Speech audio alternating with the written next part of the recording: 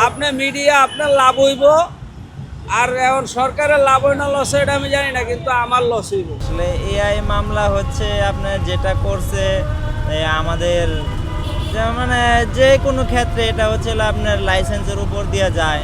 এটা আসলে মনে করেন যে আমাদের না, যে কোনো একটা ভুল হতেই পারে। সব বাইকার সমান না, কারণ ওরা কেউ কেউ আছে রাব দৌড়ায়, কেউ কেউ আছে সিগন্যাল মানে না, রুটস অ্যান্ড হাইওয়ের যে সিগন্যাল এটা মানে না কেউ কেউ, এটা কিন্তু ঠিক না। রাতে মিডনাইটে আসলে দেখতে পারবেন অনেক সময় সিগন্যালে গাড়ির সংখ্যা খুবই কম, তারপরেও মানুষ যথাযথভাবে সিগন্যাল মেনে চলতেছে। এটা আসলে আমাদের দেখলেও খুব ভালো লাগে। আপনার এটা একটা সুবিধাজনক কাজ, কিন্তু আমরা যারা মনে করেন যে অনেকে চিন্তা করি যে তাড়াহুড়ার মাঝে যে দেখা গেছে একটু ফাঁক পেলাম, তখন আমরা গাড়িটা টান দিয়ে নিয়ে চলে গেলাম। আসলে এটা ঠিক না। দেখা গেছে অপর সাইড থেকে যে গাড়িগুলো আসে তারা খুব দ্রুত আসে, দেখা গেছে আমাদের জন্য ওনারাও হয়তো ব্রেক করে আরেক গাড়ির সাথে মেরে দেয়, বা ওনারাও অ্যাক্সিডেন্ট করে, বা আমাদেরও অ্যাক্সিডেন্ট হওয়ার চান্স থাকে।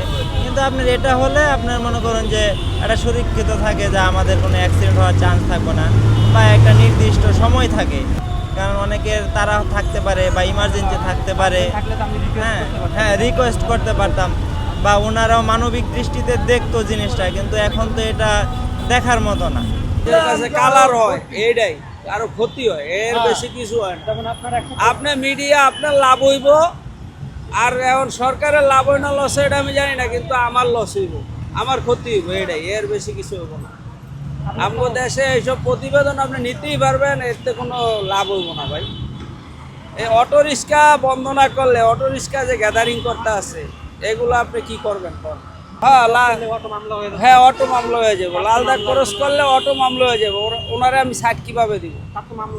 তার তো আর মামলা নাই, তার তো নাম্বার নাই, কাগজ নাই, তার কিছুই নাই। এই যে গতকালকে আমি 7,000 টাকার মামলা ভাঙাইছি। এখন আর মামলা দেওয়ার ক্ষেত্রে তো কোনো কথাই নাই। মামলা তো আপনি অপরাধ করলে কাগজ দেন, আর যদি আপনি কাগজপত্র না দেন তাহলে পুলিশে কি বলে জানেন? বলে যে কর্তব্য কর্মে বাধা। পুলিশের কর্তব্য কর্মে বাধা, এটা হইলো? এটা কিভাবে সম্ভব? আমি কাগজ দিতে দেরি হচ্ছে, আপনার কর্তব্য কর্মে বাধা। এই হলো আমাদের বর্তমান অবস্থা। এখন আপনি যদি পুলিশের কর্তব্য কর্মে বাধা দেন তাহলে তো আপনি রাষ্ট্রবিরোধী হয়ে গেলেন।